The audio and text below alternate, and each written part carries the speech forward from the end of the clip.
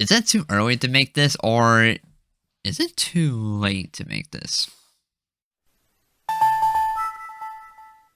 It's hard to believe that we are almost in the middle of December already.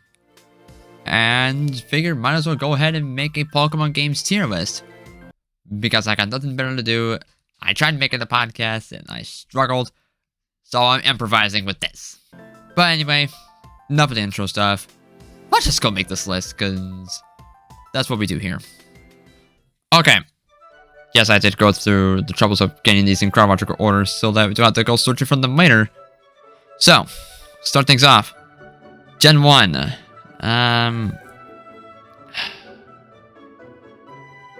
You know, from your comparing it to modern games, it's kind of like a C.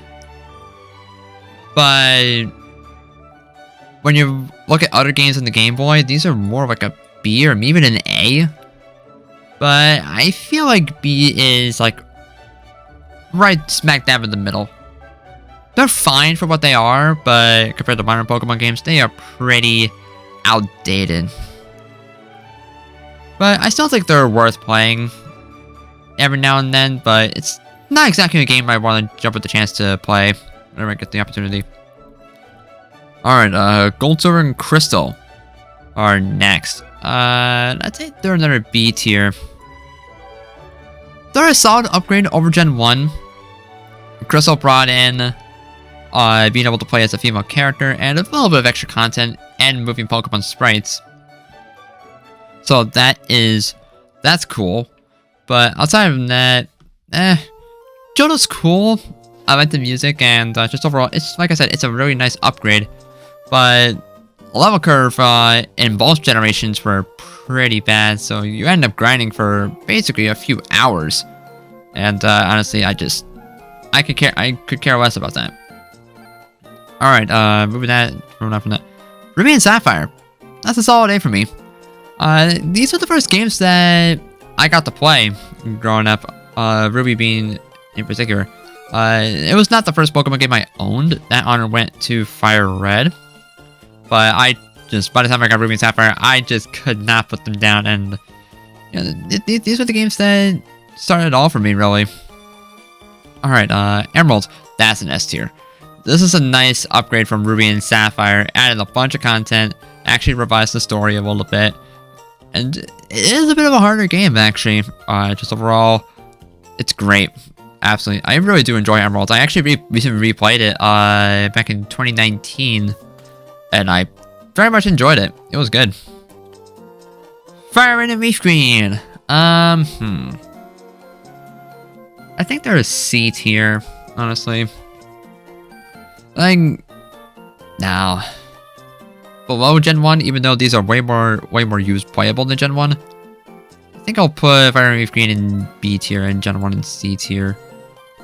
It pains me to put Gen 1 in C tier, but you know, but when you have the remakes right there, and the fact that they're playable on the same system, going for the remakes any day of the week. Alright, but yeah, Fire and Leaf Green, they were the first Pokemon games I got to own, but yeah, they're kind of forgettable.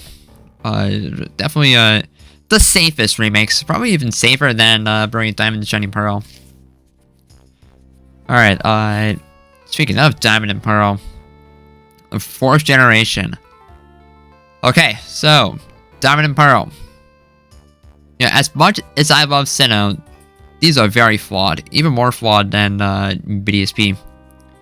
So these did do a lot for the series, like the physical special split, and also our sales were up for the first time since the series bottomed out with Ruby and Sapphire. Yeah, Red and Blue sold really well, but Gold and Silver not as much. Ruby and Sapphire nowhere near as much. But Diamond and Pearl was when the series sales started to go up. We're actually on an incline, so that was good. But you know, and also online play that was a really big deal back in the day. But as a whole, I think they're gonna go in B tier. They're good. They're definitely good, but they have one too many flaws for them to be in A tier. Platinum. That's an S tier. Easiest S tier probably in the whole video. It's my favorite Pokemon game as of December 2021. Like, this game took a lot that was wrong with Diamond and Pearl and improved it. But it still has the excessive reliance on 8 gems, and really that's the game's biggest flaw outside of a few other things. So the battle still can be a little slow, even though it was much faster than Diamond and Pearl, which was heavily criticized even back in the day. But Cinema as a whole still felt a little slow in Platinum, but just the rest of the game was just... This was a fantastic enhanced version. Heart Gold Soul Silver. I'm probably gonna get a lot of hate for this, but I'm putting them in A tier. Like, these are great remakes. They are very, very good remakes. Probably the best remakes that we've gotten. But the biggest problem that I have is the level curve. They did not improve the level curve in Heart Gold Soul Silver. And yeah, I tried replaying Soul Silver earlier this year, and like I had a hard time going back into it because of the level curve. Like, it was really that bad. I was with Diamond and Pearl, and even Platinum, you know, there was still quite a level curve, especially near the end of the game, but it was manageable considering that you have the Versus Seeker, so you could easily rematch trainers. And in Platinum, the levels scale as you continue to rematch each trainer, so that just made grinding a lot easier. Heart Gold Soul Silver, nowhere near as much. Like, but even when you get to Victory Road, you'll still encounter Pokemon whose levels are in the 30s. It was ridiculous. Alright. Black and White. I think these are an S tier.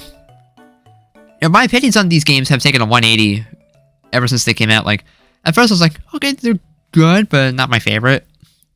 Like, I used to kind of bash Black and White back in the day, but I replayed White in 2017, I think. And I very much enjoyed it. And it was actually way more enjoyable now. So and honestly, this is for the best generations. Black and White 2, that's in there. That would have been an easy S tier, regardless of my opinions on Black and White. Like, these are just fantastic games through and through. It's actually a direct sequel to Black and White, with some brand new areas added to Univite. It was just, these were really, these felt like a complete package. Just overall fantastic. The Gen 5 as a whole was fantastic. Alright. X and Y. These had so many quality of life improvements, but the story sucked. And there weren't a lot of new Pokemon. But I have a lot of nostalgia for X and Y. They also introduced the Fairy type. They doubled the shiny odds to 1 in 4096. So that the rest of the games still have, even to this day. And had like the best form of multiplayer in the form of the PSS. That was just so convenient, and it just worked reliably. It was just so good. But I think these are B tier. I feel like I want to put these in A tier so badly because I just had so much fun playing X and Y. But it definitely felt a little incomplete. Yeah, I think X and Y... I think B is probably the highest I can give X and Y. Omega Ruby and Alpha Sapphire... I very much enjoyed these. I think I actually enjoyed these more than Heart Gold Soul Silver. Like, I just replayed Alpha Sapphire earlier this year, and I still love it, honestly. You know, people give these remakes a lot of crap in particular. I'm like, they're so much fun. And like, just... I just love Auras. I put a lot of time into Gen 6 as a whole, and I can't get enough of it. It's honestly one of my favorite generations. Sun and Moon. Easy S. Same goes for Ultra Sun and Ultra Moon. Fantastic generation. I just replayed Sun last month. And, my god. I basically cried at the ending. Like, if you played Sun and Moon, you know what I'm talking about. Like, I think Sun and Moon probably has the best story out of any Pokemon game. Even more so than Platinum. And Black and White. Like, there's just something about Sun and Moon and Ultra Sun and Ultra Moon that I love the lower region. I love the Pokemon. The regional variants was a fantastic idea. Like, I put so much time into Ultra Sun in particular. Like, this is my most played Pokemon game to this day. I have over 300 hours in Ultra Sun. It's crazy good. It's so good. Like, Ultra Sun and Ultra Moon had the better post-game, but a worse story. Sun and Moon has the better main story, but a worse post-game. So it's kind of a flip-flop as to which one you prefer. But I just think you can't really go wrong with any of either of them. Let's go Pikachu, let's go Eevee! I think these are D tier. And it sucks too because, yeah, I started replaying Let's Go Eevee with my sister in co-op mode. And you know, it's fine, but it's not meant for hardcore Pokemon fans like you and I. So, like, I get what Game Freak was going for with these games, but these were clearly made to capitalize on the success of Pokemon Go. If I'm being perfectly honest with you. Alright. Sword and Shield, possibly the most polarizing games in series history. They get an A tier. These are definitely flawed, but I still very much love Sword and Shield. Like, the quality of life improvements were really welcome. I really enjoyed the Galar region. I really liked the characters. And the new Pokemon are really cool. I love the fact they carried over the regional variants and introduced more with Galarian forms, Galarian Ponyta being my absolute favorite. But the story was okay. The post-game was absolute garbage. Probably the worst post-game in any Pokemon game. But it doesn't, like, these were just so much fun to play. Like, the DLC absolutely made these games as fun as they were. Like, the base game was already pretty good, but the Isle of Armor, and especially the Crown Tundra, chef's kiss. I honestly love these games. They're really fun. And that brings us to Brilliant Diamond and Shining Pearl. Yeah, I do plan on making a video going over my full final thoughts on these games. But that said, these are some of my favorite games of all time, but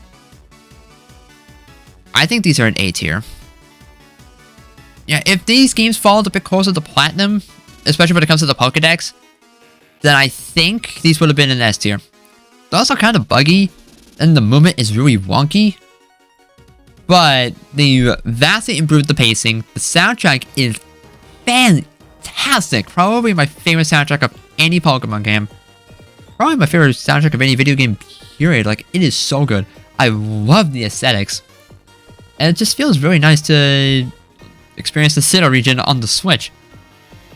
But, and yeah, I can only imagine how these games would have been if they, like I said, if they followed closer to Platinum. But for what they actually are, I think these are fantastic remakes. As of right now, I do feel like, you know, I said this in an earlier episode of the One Shinny Family podcast. I've had a feeling that Brilliant Diamond and Shining Pearl were not going to be better than the original Diamond and Pearl, but not as good as Platinum. And having played them, I think my initial thoughts from a few months ago ended up coming true. Like, these are great games, but yeah, I guess you have Platinum right there. But the post-game content too was really good too. Can't forget about that. But anyway, that is the whole tier list. Let me know if you agree or disagree in the comments down below. And that's gonna do it for me in this video. I want to thank you for watching, and until next time, I'll see you guys later. This is DS Freaks Not Heard, signing off.